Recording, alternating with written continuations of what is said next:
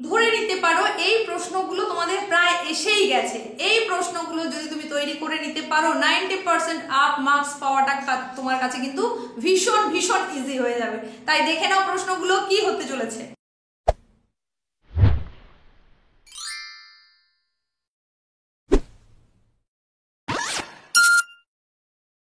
প্রিয় ছাত্রছাত্রীরা, তোমাদের সমস্ত প্রতীক্ষার অবসান ঘটিয়ে আমি তোমাদের এসপি ম্যাম নিয়ে চলে এসেছি আজকের সেই বিশেষ ভিডিও, যেটা তোমাদের কাছে খুবই কাঙ্ক্ষিত।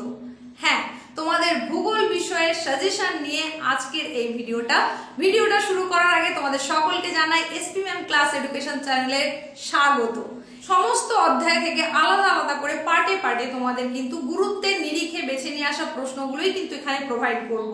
সুতরাং প্রত্যেকটা এপিসোড কিন্তু তোমাকে খুব ভালো করে দেখতে হবে। বিগত বছরগুলোতে প্রশ্নের যে ট্রেন্ড তোমাদের দেখেছি, সেই ট্রেন্ডের ভিত্তিতে এবং গুরুত্বের নিরিখে বেছে নিয়ে আসা এই প্রশ্নগুলো কিন্তু তোমাদের জন্য খুবই গুরুত্বপূর্ণ হতে চলেছে। এই প্রশ্নগুলো এখন থেকে খুব মন দিয়ে পড়তে তো হবেই, তার সঙ্গে সঙ্গে তোমাদেরকে কিন্তু লিখে অভ্যেস করতে হবে। শুধু লিখে নয়, সময় ধরে লিখে অভ্যেস করতে হবে এবং প্রশ্নের নম্বরের ভিত্তিতে তোমাকে কিন্তু ছবি আঁকাও প্র্যাকটিস করতে হবে। 5 বা 6 নম্বরের সম্ভাব্য প্রশ্নগুলোতে অবশ্যই তোমাকে ছবি আঁকা প্র্যাকটিস করতে হবে এবং সময় ধরে লেখা অভ্যেস করতে হবে। কিভাবে পয়েন্ট দিয়ে তুমি উত্তরগুলো লিখবে, সেটা যদি এখন থেকে সময় ধরে তুমি প্র্যাকটিস করতে থাকো, তাহলে কিন্তু তোমার পরীক্ষার হলে গিয়ে ঘাবড়ে যাওয়ার কোনো জায়গাই থাকবে না। টাইম ম্যানেজমেন্টটা তুমি খুব সুন্দরভাবে করতে পারবে। লাস্ট 5 ইয়ার্সের কোশ্চেন এবং অনেকগুলো বই ঘাটাঘাটি করার পরেই কিন্তু আমি তোমাদের জন্য গুরুত্বের নিরিখে এই প্রশ্নগুলোকে বেছে নিয়ে এসেছি। এর বিগত বছরেও এই চ্যানেলের পক্ষ থেকে যে সাজেশনটা আপলোড করা হয়েছে, সেটা যদি তোমরা দেখো তাহলেই বুঝতে পারবে যে এই চ্যানেলের তরফ থেকে নিয়ে আসা সাজেশনটা কতটা কার্যকরী ছিল। আর ঠিক একইভাবে এখনো কিন্তু আমি ঠিক ততটাই জোরের সঙ্গে বলতে পারি তোমাদের জন্য, এখন আমি যে প্রশ্নগুলো বলে দেবো, সেই প্রশ্নগুলো যদি তোমরা এখন থেকে ভালো করে তৈরি করতে থাকো, তাহলে তুমি তোমার কাঙ্ক্ষিত মানে অবশ্যই পৌঁছবে। শুধু কাঙ্ক্ষিত মান নয়, হয়তো তোমার ভাবনারও বাইরের কোনো নাম্বার তুমি পেয়ে যেতে পারো। তাই এখন থেকে নিজেকে প্রিপেয়ার করার জন্য অবশ্যই প্রশ্নগুলোর উপর জোর দাও এবং এই প্রশ্নগুলোকে খুব ভালো করে তৈরি করো। আর এই জায়গায় তোমাদের আরো একটা কথা বলে দিই, এই প্রশ্নের কিন্তু অধিকাংশ এই চ্যানেলে আগে থেকেই আপলোড করা আছে, তোমরা সেগুলো গিয়ে ভিজিট করে নিতে পারো। যদি মনে হয় আরো কোনো প্রশ্নের তোমার প্রয়োজন আছে, তাহলে সেগুলো অবশ্যই কমেন্ট বক্সে লিখে জানাবে। সেগুলো আমি যত তাড়াতাড়ি সম্ভব তোমাদের জন্য নিয়ে আসার চেষ্টা করব। আর এতটুকু সময় নষ্ট না করে চলো তাহলে আমরা দেখে নিই তোমাদের জন্য কি কি সাজেশনের প্রশ্নগুলো আমি নিয়ে এসেছি, সেগুলো তোমাদের দেখিয়ে দিই আর তোমরাও সেগুলো ভালো করে নোট ডাউন করে নাও। যদি মনে হয় যে কোনো একটা জায়গায় তুমি হয়তো ঠিক করে দেখতে পেলে না, তাহলে আবার ঘুরে গিয়ে আরেকবার দেখে নিতে পারো, বা তুমি তোমার প্রয়োজন অনুযায়ী স্ক্রিনশটটাও নিয়ে রাখতে পারো। আজকের এই সাজেশন ভিত্তিক যে ভিডিওটা, এই ভিডিওতে তোমাদেরকে আমি প্রথম অধ্যায় থেকে গুরুত্বের নিরিখে বেছে নিয়ে মুষ্টিমেয় কতগুলো প্রশ্নের কথা আমি বলবো, যে প্রশ্নগুলো কিন্তু তোমাদের জন্য এই বছরে খুবই গুরুত্বপূর্ণ।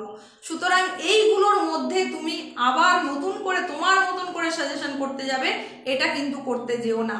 যে হাতে গোনা কয়েকটা প্রশ্নের কথা বলছি, এই কয়েকটা প্রশ্ন যদি তুমি তৈরি করে নাও, তাহলেই দেখবে যে পরীক্ষাটা তোমার কাছে কত সহজ হয়ে গেছে।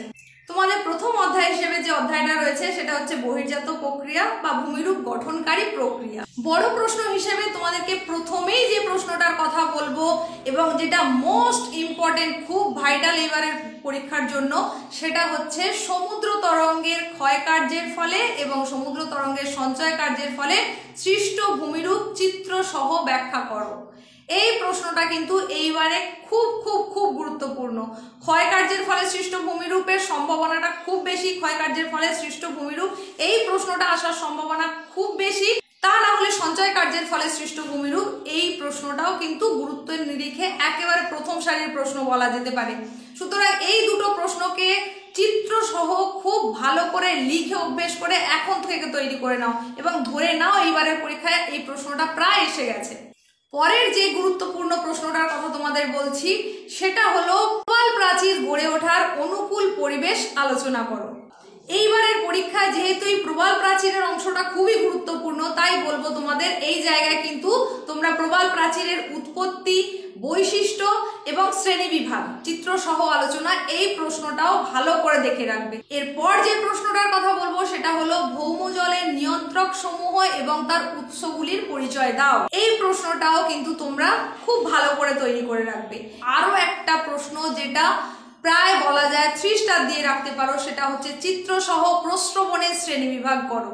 এই প্রশ্নটাও কিন্তু আসার সম্ভাবনা খুব বেশি, তাই এই প্রশ্নটাকেও তোমরা ছবি সহকারে খুব ভালো করে প্র্যাকটিস করো এখন থেকে। আর যে গুরুত্বপূর্ণ প্রশ্নটা এই জায়গা থেকে অর্থাৎ প্রথম অধ্যায় থেকে তোমরা করবে সেটা হচ্ছে কার্স্ট ভূমিরূপ গড়ে ওঠার অনুকূল পরিবেশ আলোচনা করো।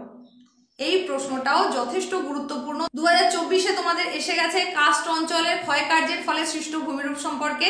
তো এখন তোমাদের যে প্রশ্নটা বললাম সেটা হচ্ছে কাস্ট অঞ্চল গড়ে ওঠার অনুকূল পরিবেশ আলোচনা করো। ব্যাস, এই কয়েকটা প্রশ্ন তোকে 5 বা 6 নম্বরের প্রশ্ন হিসেবে গুরুত্বের নিরিখে বেছে নিয়ে এসেছিলাম। এই প্রশ্নগুলো তোমরা অতি অবশ্যই খুব ভালো করে তৈরি করো, এখন থেকেই লিখে অভ্যেস করতে থাকো। এরপর তোমাদের বলবো যে এই অধ্যায় থেকে 3 মার্কের জন্য তোমরা কোন প্রশ্নগুলো করবে বা পার্থক্য হিসাবে তোমরা কোন প্রশ্নগুলো তৈরি করবে, সেই প্রশ্নগুলো এবার দেখে নাও। 3 মার্কের প্রশ্ন হিসেবে তোমরা এখান থেকে করবে ফিয়ার্ড উপকূল ও ডালমেশিয়ান উপকূল সম্পর্কে যা জানো লেখো। তারপরে করবে এই যে প্রশ্নটা এখন বলতে চলেছি, এটা কিন্তু তোমাদের এইবারের জন্য খুব আসার সম্ভাবনা বেশি, সেটা হচ্ছে চিত্র সহ আর্টেজীয় কূপের গঠন বর্ণনা করো। আর 3 মার্কের প্রশ্ন হিসেবে বা পার্থক্য হিসেবে যেগুলো তোমাদেরকে খুব ভালো করে দেখে রাখতে হবে সেটা হচ্ছে সম্মুখ তটভূমি ও পশ্চাৎ তটভূমির পার্থক্য লেখো, সোয়াস ও ব্যাকওয়াসের পার্থক্য লেখো, স্ট্যালাকটাইট ও স্ট্যালাগমাইটের পার্থক্য লেখো, আরোহণ ও অবরোহণের পার্থক্য নির্দেশ করো, ভাদো স্তর এবং সম্পৃক্ত স্তরের মধ্যে পার্থক্য লেখো, অ্যাকুইফার ও অ্যাকুইক্লুডের পার্থক্য লেখো।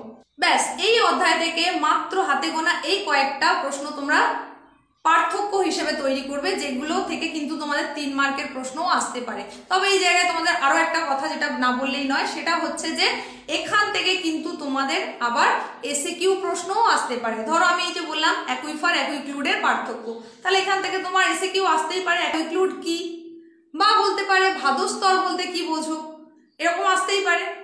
যদিও 2024-এ ভাদস্তর কি এই প্রশ্নটা এসে গেছে। এখন তাহলে তোমাদেরকে যে প্রশ্নগুলোর কথা বলবো সেগুলো তোমরা কাকে বলে হিসেবে করবে, অর্থাৎ এসএকিউ প্রশ্ন হিসেবে করবে। তো সেখানে প্রথমেই তোমাদের যেটা করতে হবে সেটা হচ্ছে আবহবিকার কি, অ্যাকুইফার বলতে কি বোঝো, নগ্নি ভবন কাকে বলে, সমুদ্র তরঙ্গ কর্তৃত মঞ্চ বলতে কি বোঝো, ব্লো হোল কাকে বলে, ফ্রিয়েটিক স্তর কি, গিজার কাকে বলে, স্বাভাবিক খিলান আসলে কি, আবদ্ধ অ্যাকুইফার বলতে কি বোঝো। ব্যাস, এই ছিল তোমাদের জন্য গুরুত্বের নিরিখে বেছে নিয়ে আসা সাজেশন প্রথম অধ্যায়ের উপরে। এর পরবর্তীতে আমি তোমাদের দ্বিতীয় অধ্যায়ের উপরে বেছে নিয়ে আসা মুষ্টিমেয় কতগুলো প্রশ্নের সাজেশন নিয়ে খুব তাড়াতাড়ি চলে আসছি। অবশ্যই তোমাকে যে কথাটা মাথায় রাখতে হবে, ভূগোলে কিন্তু ভালো মার্কস পাওয়ার একটা গুরুত্বপূর্ণ উপায় হচ্ছে যে তোমাকে টু দ্য পয়েন্ট অ্যান্সার করতে হবে, পয়েন্টগুলো ঠিকঠাক করে দিতে হবে, খুব সংক্ষিপ্ত কিন্তু যথাযথ উত্তর করতে হবে, তার সঙ্গে যত দূর সম্ভব ছবি আঁকতে হবে, প্রয়োজন বেশিসে তোমাকে ছবিটা অবশ্যই করতে হবে, তাহলে কিন্তু যথেষ্ট ভালো মার্কস তুমি পেয়ে যাবে। এখন আপাতত এই পর্যন্তই। এই চ্যানেলে তোমাদের জন্য প্রথম অধ্যায়ের ওপরে কিন্তু অনেক এমসিকিউ এসএকিউ প্রশ্ন উত্তর করা রয়েছে, এমনকি বড় প্রশ্ন উত্তরও করা রয়েছে, এই সাজেশনের মধ্যেকার প্রশ্নও তৈরি রয়েছে, সেগুলো তোমরা দেখে নিও সময় মতো। ভিডিওটা তাহলে আর বাড়াচ্ছি না, আজকের মতো এখানেই শেষ করছি। সকলে মন দিয়ে পড়তে থাকো, সুস্থ থাকো।